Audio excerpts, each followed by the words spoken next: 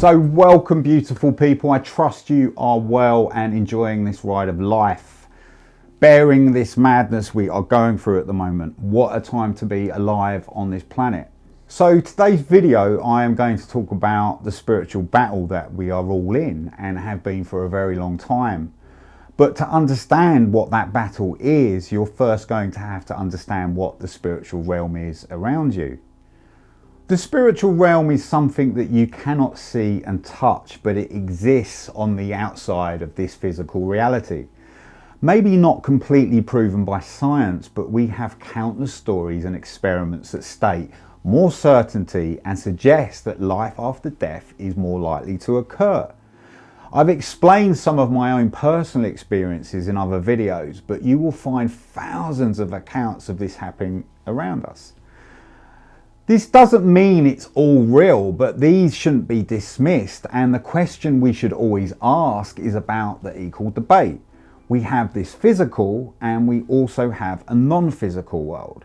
Our current science can't record the spiritual realm because we are using the wrong tools to measure it, and trying to access this non-physical reality is just not possible with them tools.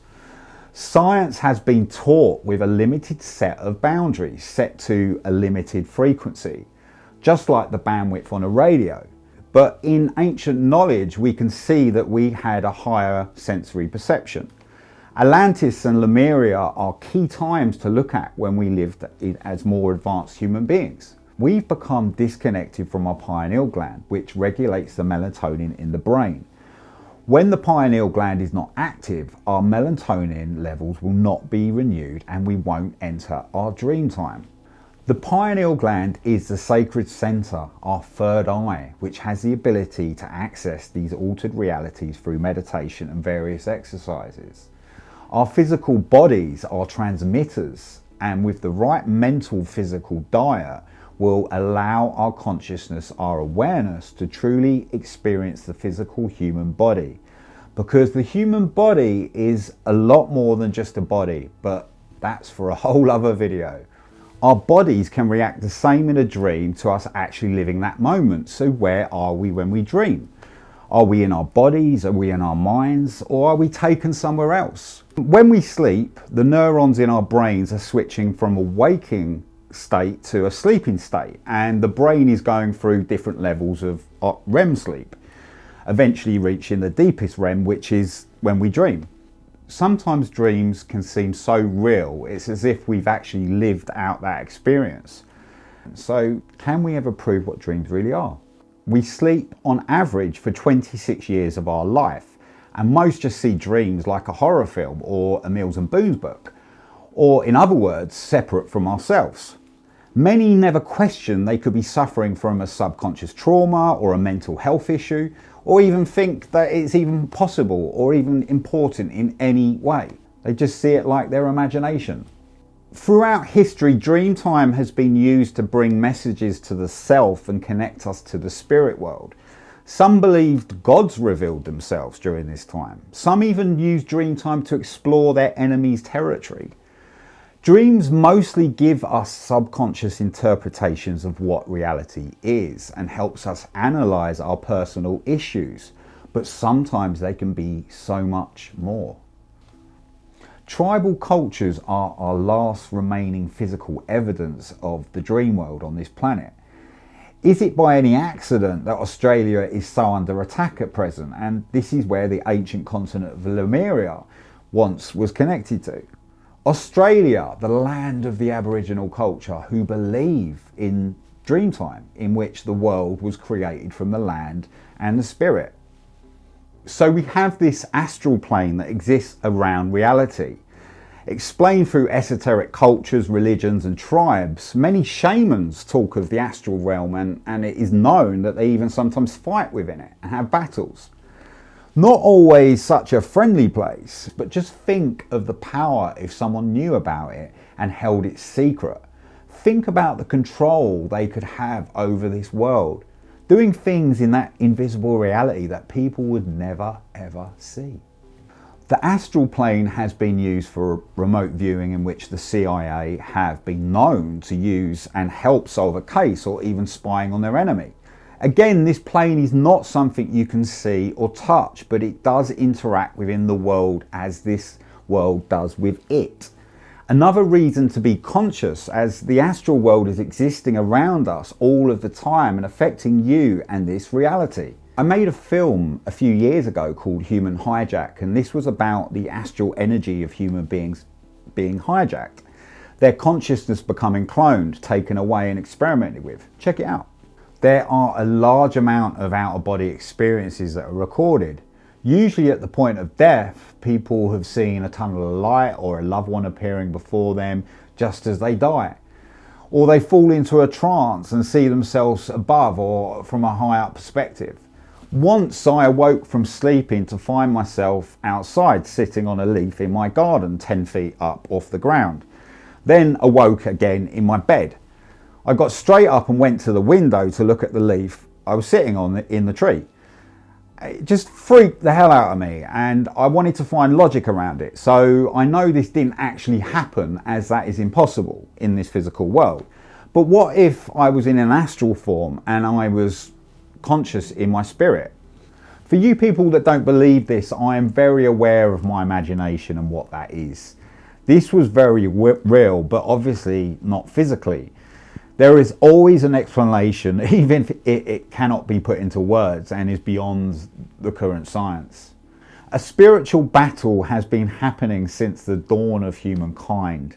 There is not an exact answer to how we came to exist exactly, but it certainly is not the way we have been explained and the primitive view we have been taught at schools.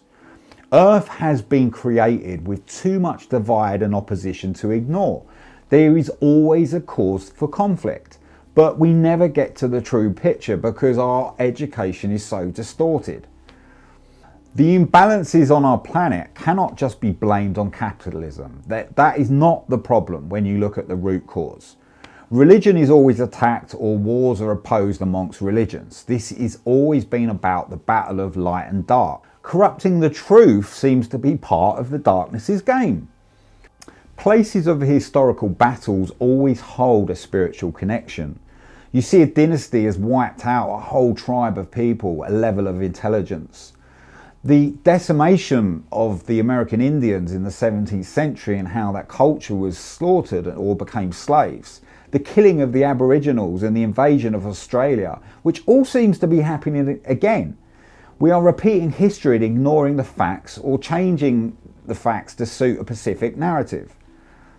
The point I am making is that these are all cycles where civilizations have broken down. It's no different now to how it was then. There seems to be a constant killing of this ancestral knowledge, the DNA. Look at the wars over the last 30 years and then look at the history of that place. The history of the Middle East starts becoming very interesting when you look at the origins and the ancient artifacts that are in that area. These are ancient wars that have happened many times before. Same cycle, just a different time and maybe a different place. It's no coincidence that historical places of war you will always find paranormal activity or paranormal evidence. Sometimes even UFO sightings or strange happenings. This is where trauma has become trapped and stuck between worlds, an energetic imprint of that event. Maybe sometimes an astral imprint to remind us of what happened there, give us a clue or a piece to the puzzle. Stone circles and sacred sites in the UK were attacked by the Roman dictatorship. These stone circles were certainly not just places of worship or just sacrificial places, although they became that. The Earth's energy once thrived in those sites and was fully alive, connecting to the Earth's magnetic lines. Maybe some sort of gateway or a portal, a transmitter that connected with the human energy field. Something that could help us shift our frequency, vibrational state. All the cities and churches in England and to around the world were built on megalithic ley lines after the Romans had conquered Britain, which I've mentioned before in videos, but with these ley lines and meridian lines spread out over the whole planet, interconnecting a whole large grid. Another form of this spiritual battle are corporations destroying this planet, which is a war against the natural world. We are told that it is us destroying this planet and we have to get rid of the petrol-based cars, but the electric car was invented back in the mid-19th century. So why did we choose the petroleum car when we had other options? We're probably told, but it comes down to profits and it would have attracted more investors. But at this level, do you think they would need investors? These people deciding whether we have a petrol or electric car are the people printing the money in the first place. The stupidity of plastic, cans of drink and other non-biodegradable waste, which is so destructive for our forests, wildlife, the list goes on and on. We have been taught that this kind of behaviour is okay. Then our governments and corporations blame us for the damage, and yet it's something that could have been solved by them overnight. And why is it not? We are in a battle. The forces of light and dark have been at war since the birth of creation. Just as we are in a silent war now, this has been happening for a very long time, just in a different way. We have been socially engineered to keep humans in survival mode, distracted, so we never see the true reality. Wrapped up in sex, materialism, the media keeps us in that loop, in that program. It has never been clearer, and if you don't see it happening, look closer or maybe switch off the mainstream media. So in this age, we are now replacing that connection to spirit with AI intelligence. The false light that we stare at, it's almost like we are a prayer service, bowing to this black mirror, walking and ignoring the world around us. People are sleeping less hours than ever and not able to access a deep REM sleep, their dream time. People are reliant to their machine for their daily answers, completely removed from relying on their memories or intuition. I used to like getting lost around London with an old A to Z, finding these strange streets and places. But now Google Maps tells us where to go and tells us everything. Reality is becoming so constructed and augmented that we are truly entering this dystopian times where the real earth could be left behind and we let technology rule our lives, which it already does. The metaverse is yet another example where this could lead, where we can actually leave this physical reality altogether. This will eventually lead to where people can upload their consciousness to this machine and even possibly be trapped in a technology forever. I know it sounds far out, but I started on the ZX81 and I know how fast technology can go. I've seen it grow over the years and it will only grow faster. And that was just a pinprick in what the real advancements out there are. We are gradually replacing spirituality with technology and allowing it to dictate rules and regulations to us, compressing our freedoms, which impacts our spirituality and puts us into a lower vibrational state, disconnecting us from the creator or source energy. This AI has been at work for many years and believes it knows more about you than you do about yourself, apparently, which is probably true in a lot of cases, but we have to be careful that we don't let this synthetic reality take over this beautiful planet we are on, because day by day we are moving closer and closer to it. Technology is helpful, but it should not take over your life. Unfortunately, it has for so many. In these times, you cannot let your emotions get affected by this situation.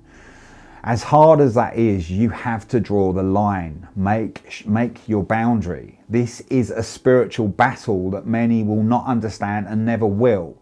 You do not need to worry if people will choose a path that you do not agree with. The current situation will eventually fold in on itself and implode. How long that will take, I really don't know, but the importance is you are connected to the truth of reality and what you are. So your consciousness or awareness can expand because you're going to need it. The awakening has been gradual, but it's going to accelerate in the coming months. This is inevitable as truth surfaces. People's comfort zones will become the discomfort, and that with that restlessness, it will lead to more questions and more of the awakening. By becoming conscious we are in a spiritual battle, it will help us understand the depth of the times we are living in and the challenges we are confronted with in the future. Be comforted by the fact you are safe and you are a conscious person who knows who you are. Appreciate this incredible life. You are life. Do we attribute challenges to unhappiness, or should we face them and take action to see it through? If we don't take action on the challenge, we only contribute to our unhappy self or the victim state. Why have you chosen to come into this reality at this time? You are life itself. You are consciousness.